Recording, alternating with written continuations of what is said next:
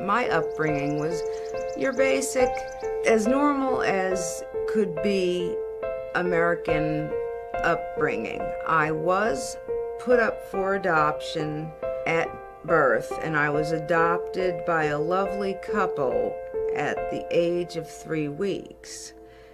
I felt that, as far as I knew, everybody was adopted. I didn't really know any different.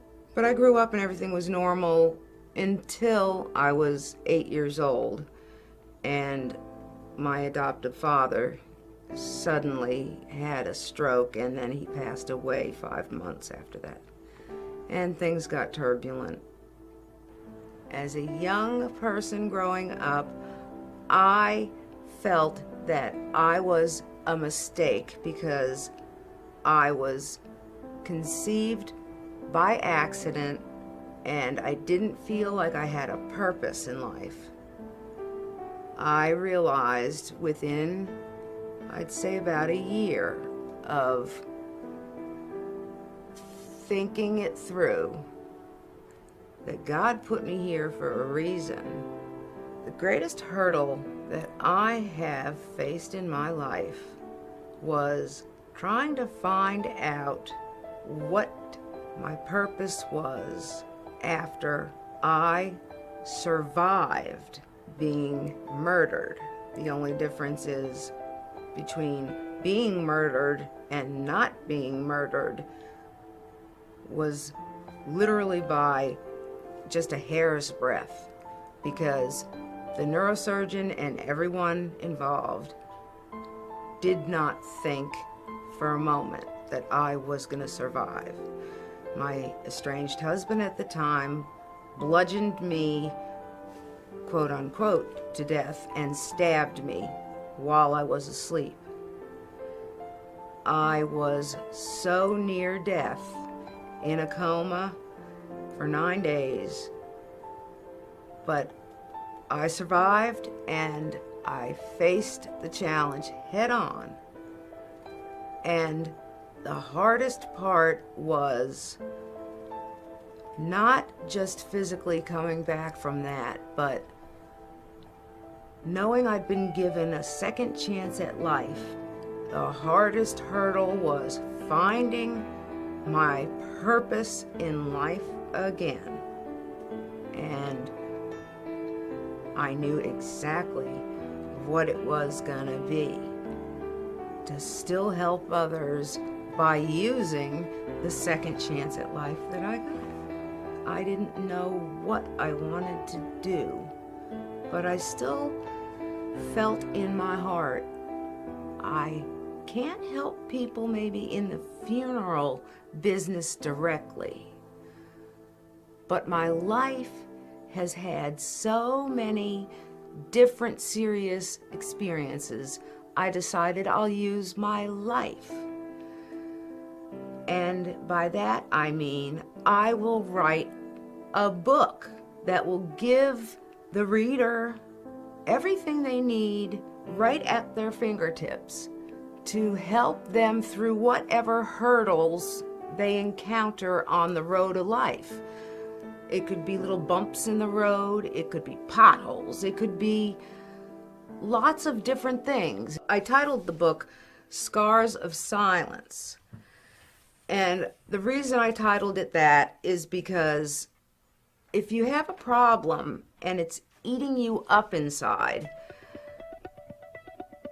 and you don't know what to do, the longer it stays inside, it leaves a scar by being silent. I'm somebody that has literally walked in your shoes. So the first part of the book reads like a novel. And then I cover all over 20 topics, but there are various different things. And they cover everything from adoption and abortion to fraud and scams. Who doesn't know that those are out there, and people are always on the look for somebody to get something from. And everybody, man or woman, is gonna come across at least 3/4 of the topics I cover. I've been working on it consistently in small increments through the years and adding and updating it, and I have so many more things to add to it because I myself have been through so many more unbelievable situations myself. So I'm in the process of updating and redoing it because I want to print a second edition with a new title. And when you talk about bang for your buck, I don't think that you could even put a price on what's contained in the book. Hindsight, as they say, is 20/20. I wish I had the wisdom and insight beforehand, but I didn't. But I do feel that life, being the learning experience that it is, what I've been through has helped me get stronger and helped me be able to touch the hearts and minds of those I encounter in life and make everybody who I come in contact with a little bit better, because who doesn't want to feel good about themselves?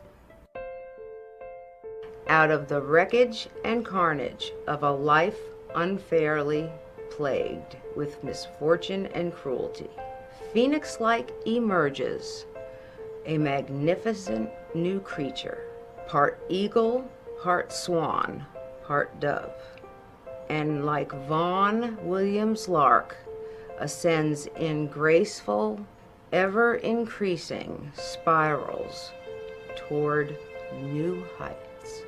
That, my friends,